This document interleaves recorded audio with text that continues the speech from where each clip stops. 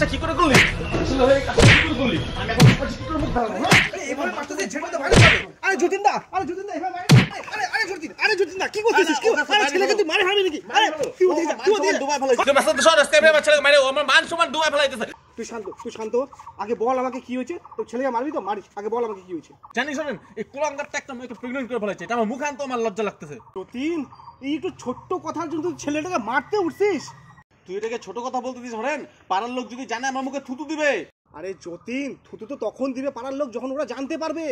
তুই এক কাজ কর, তুই মেয়ের বাড়িতে যা, মেয়ের বাড়ির লোককে ভালো মতন বোঝা।